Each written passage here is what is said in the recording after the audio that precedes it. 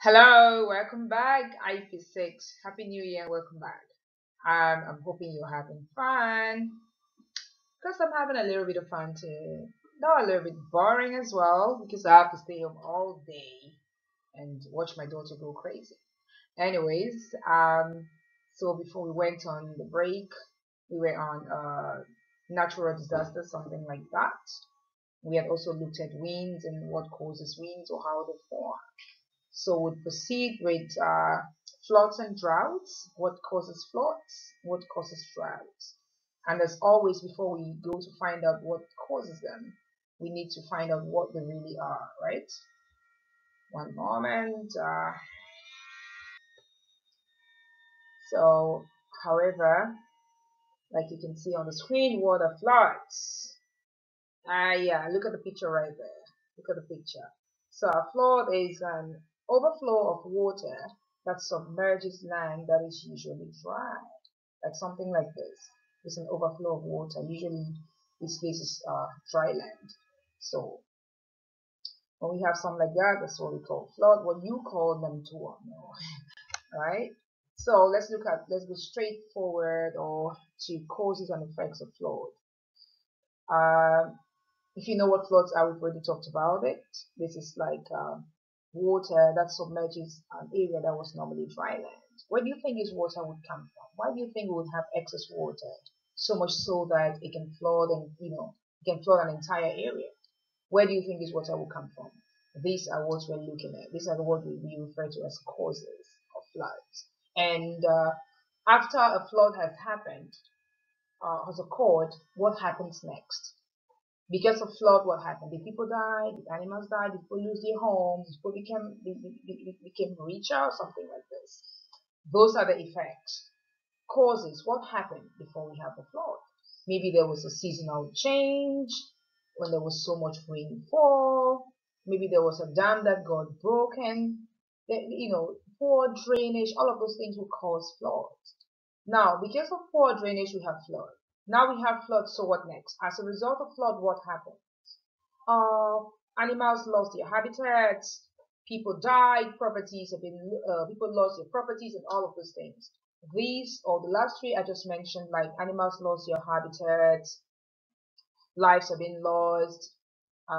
Some animals will have to migrate to somewhere else. Those that maybe can fit in the new environment, they would survive. So it might lead to extinction of an entire species. Yeah, and of course, houses will be destroyed, people's cars, and all of these things. We turn them on the property.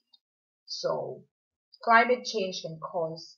Climate change is one of the biggest key uh, key points that would cause flood, like weather and climate, with so much rain and all of these things. And then there's also human cause. We can cause this thing. We build dams, and of course the dams get broken. We poor drainage as a function of our activities can also cause this. So let's see what happens next. How do some people try to control floods? Do you think some people even try to control flood? Yes. Yeah, when when flood happens, during a flood, what do you think people do? Just stay and watch things happen, just die like that? Just watch your properties being destroyed? Some people make efforts to see what they can do to kind of arrest the situation, yeah? So if you go to your textbooks on page number 89, paragraph number 4, you would be able to read and get more points on what people do to control floods. So one of the things to do is that they can build a dam. People build dams or levees, yeah? And a dam is a barrier that stops. It's just like a barrier that stops water from overflowing an area, yeah? Usually this water, and then this, when they build like a dam to stop water from overflowing an area, this becomes like a reservoir. A reservoir is where you keep stuff, yeah? So water is kept here. And this water could be used later on in some countries, like to generate electricity, something like that.